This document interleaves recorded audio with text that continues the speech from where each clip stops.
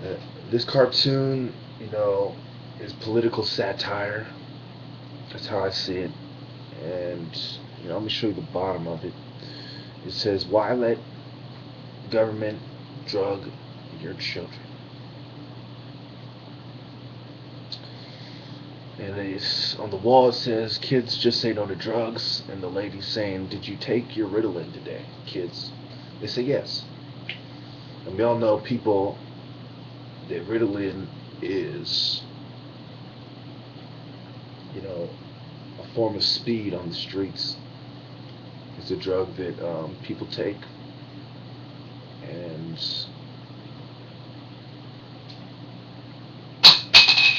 it's a very common illegal drug on the streets. Very popular. So the hypocrisy is there. They know it's there. They downplay it. They say, "Oh, it's all for medical reasons." I always bring up in the medical marijuana industry that same hypocrisy that allowed for deadly prescription drugs to be forced down, forced medicated on people in psych wards after they lose their hearing, was that same faulty logic, that same logical fallacy that allowed for medical marijuana to be issued as a legitimate drug to people who don't need it.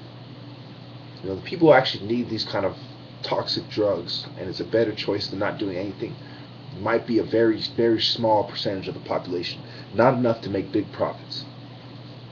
So they'll do anything they can to throw more people into that category. And many, many people have been a victim of that. Because some people are so crazy that you don't know what to do with them. You know what I mean?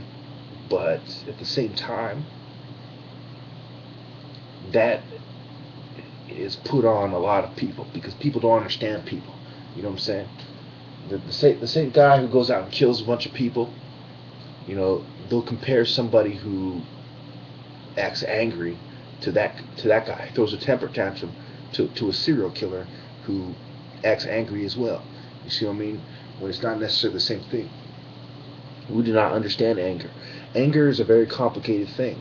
You know, if any of you thinks they can understand anger in somebody and they can tell when somebody's angry versus when somebody is crazy, just by one angry fit or just by seeing them in their fits of anger, you're gravely mistaken because anger and the expression of anger varies from individual to individual, and to throw everybody in a category where it's symptoms of a mental disorder, where you have to understand the person and their personality, the characteristics of their personality. If you don't do that, then you don't understand shit about that person. So it's you know basically there needs to be massive reforms in our mental health institutions. And that's just putting it lightly. That's that. As much as that sounds dramatic, that is putting it lightly. We might just be better off getting rid of them altogether. Honestly, because the reforms are so. We have to do something with the people who are extremely nuts. There's no doubt about that. But the system we have is is a joke, and it violates human rights left and right. I mean, you know, no civilized society should have a psychiatric, should have the mental health wards, psych ward systems like we have. No, no, no. It's almost like we've regressed and things have gotten worse since the old days when they used to just splash people with water and think people were possessed who had mental disorders and the church would take care of them. It's almost like we're worse off in the direction we've went because these medications are so powerful, so so mind changing, life changing, life altering. A lot of what I see, is people getting dulled, people getting numbed, people getting zombified. They walk around like duh, kind of thing. It makes you slow, things like that. You know. So again, this is just about hypocrisy in this cartoon.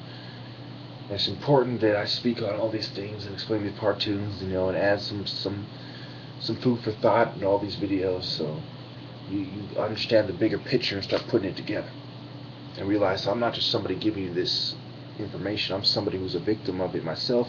I've studied it from the inside. I've been a patient, and I've studied the articles.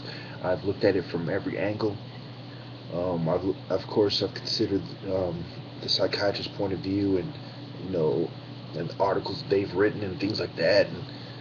And I understand the problem, and I understand the bigger problems and the smaller issues involved. And at the end of the day, they have no excuse for continuing this other than money.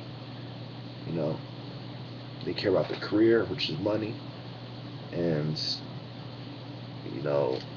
they need money to survive like everybody else, type of thing.